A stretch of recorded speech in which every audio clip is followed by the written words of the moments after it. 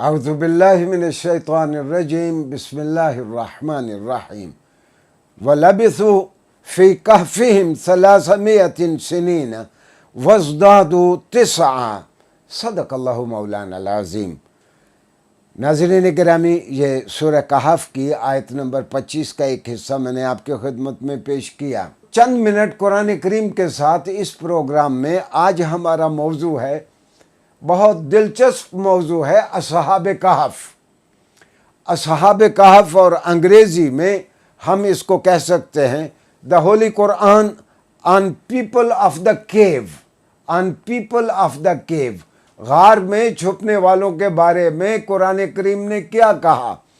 ناظرین گرامی، ہوا یہ کہ حضرت عیسیٰ علیہ السلام دنیا سے اٹھا لیے گئے، اور ان کے بعد رومن امپائر نے عیسائیت قبول کر لی۔ آپ کو معلوم ہے، عیسائیوں میں ایک خیال بہت زور پکڑ گیا اور ایک شک ان کے دلوں میں پیدا ہو گیا کہ حیات بعد الموت ممکن بھی ہے یا نہیں ہے، ہم نے مرنے کے بعد زندہ بھی ہونا ہے یا نہیں ہونا۔ اللہ بہت کریم اور بہت مہربان ہے، بہت مہربان ہے اپنے بندوں کے لیے۔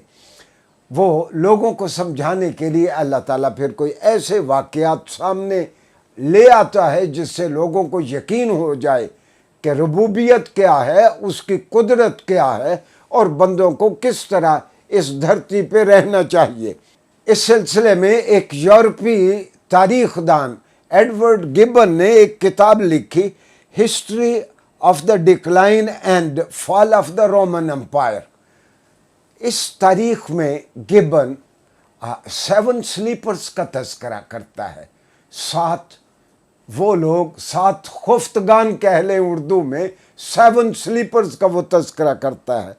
ہوا یہ کہ سیدنا عیسیٰ علیہ السلام کے اٹھائے جانے کے بعد ایک رومن بادشاہ، بہت ہی ظالم بادشاہ ڈیسیوس آیا، اور اس کے زمانے میں وہ جو مواحد عیسائی تھے ان کی جان کے لالے تھے، اور وہ ڈرتے تھے، اور جو آدمی توحید کی بات کرتا تھا وہ بادشاہ اس کے قتل کے درپے ہو جاتا۔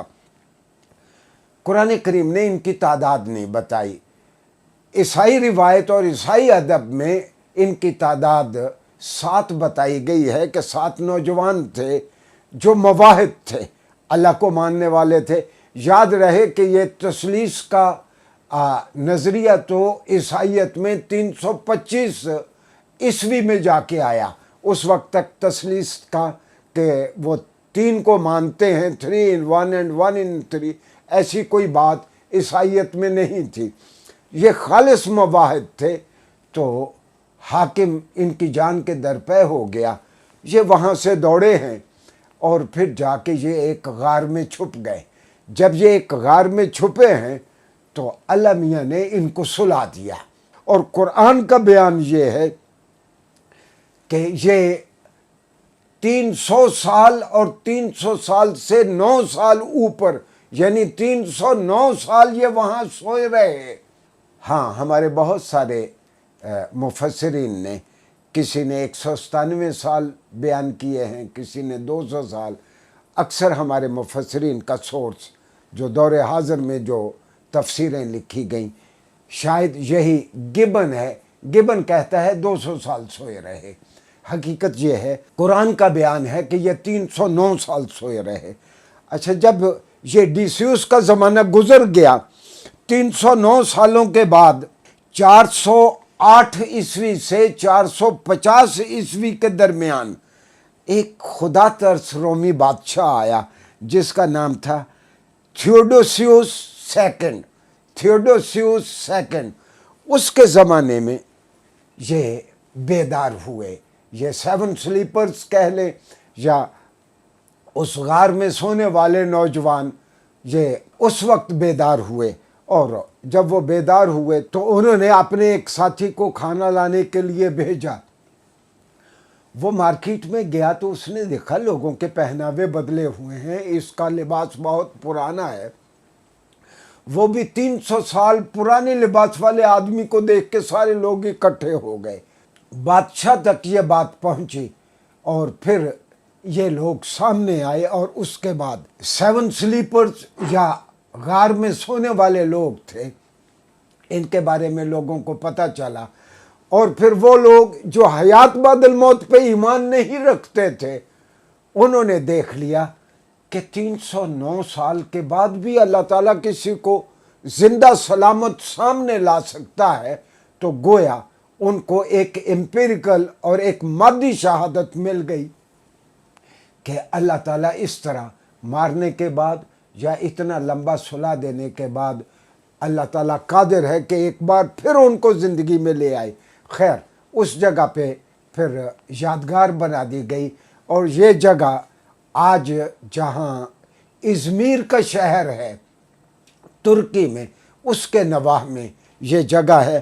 اور ناظرین گرامی، اس شہر کا اس وقت کا نام ایفیسیوس تھا، اور اس کے ریمینز یا اس کے کھنڈرات آج بھی پائے جاتے ہیں۔ یہ جو 300 سال غار میں رہے، ان کے بارے میں اللہ نے مزید کہا، وَنُقَلِّبُهُمْ ذَاتَ الْيَمِينِ وَذَاتَ الشِّمَالِ۔ دیکھو، یہ جو 300 سال سوئے رہے، ہم ان کو کبھی دائیں جانب کروٹ دلاتے تھے، کبھی بائیں جانب کروٹ دلاتے تھے۔ ان کو کیوں کروٹیں دلاتے تھے؟ یہ دراصل آج یہ بات ہمیں میڈیکل سائنس نے جب ترقی کی تو ہم کو یہ سمجھ آئی ہے کہ اس کو ہم پیتھوفیزیالوجی کہتے ہیں۔ پیتھوفیزیالوجی کہ اگر ایک شخص بالکل سیدھا بے حس و حرکت سیدھا پڑا رہے اور وہ بالکل حرکت نہ کرے تو اس کے جسم کا بھی پریشر نازک اور بہت ہی کمزور ٹیشوز پہ پڑے گا، اور نیچے سے بیڈ بھی ہو اور تو اس کا پھر السر بننے کے چانسز اس کے بہت زیادہ ہو جاتے ہیں، جس کو میڈیکل سائنس میں PU پریشر السر کہتے ہیں، کہ اس طرح لیٹے رہنے کے بعد اوپر سے جسم کا پریشر ہے، نیچے سے بھی بستر ہے، تو وہ جو بہت ٹیشو ہیں، نازک ٹیشو ہیں، نہ ان میں خون کی گردش ہوتی ہے نہ وہاں آکسیجن پہنچتی ہے، تو وہ پھر السر وہاں ڈیولپ ہو جاتے ہیں۔ جب اگر پریشر السر کمر میں ڈیولپ ہو تو وہ پھر ریڑھ کی ہڈی تک بھی بڑھ سکتا ہے۔ تو اللہ میاں نے کہا کہ ہم ان کو کبھی دائیں جانب کروٹ دیتے تھے، کبھی بائیں جانب کروٹ دیتے تھے۔ 309 سال کے بعد جب وہ جاگے ہیں تو وہ صحت مند تھے۔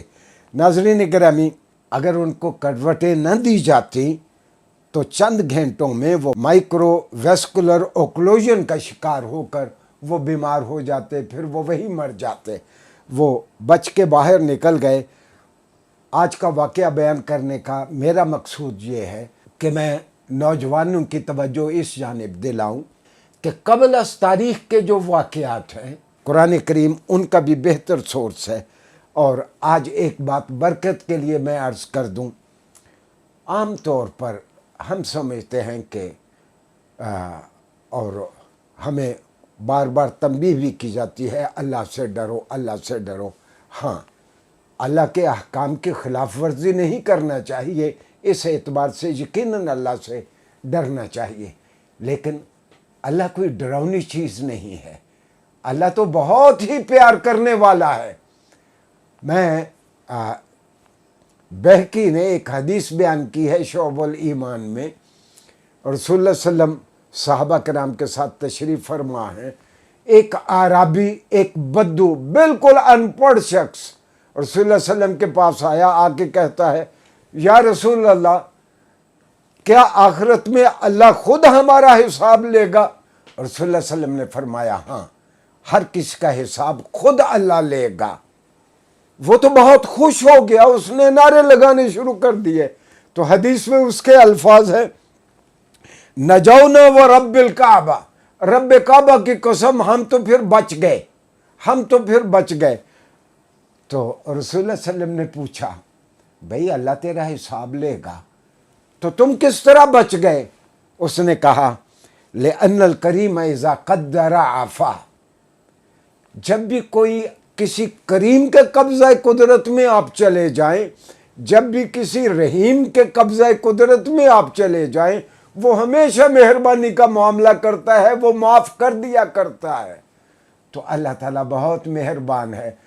اچھا، وہ یہ کہہ کے وہ اپنی منزل کی جانب، وہ اعرابی، وہ بدو چلا گیا، اور رسول اللہ صلی اللہ علیہ وسلم کتنی دیر تک یہ جملہ دہراتے رہے، انہو قد وجد ربہ، انہو قد وجد ربہ، بھئی اس نے اپنے رب کو پہچان لیا ہے، اس نے اپنے رب کو پہچان لیا ہے۔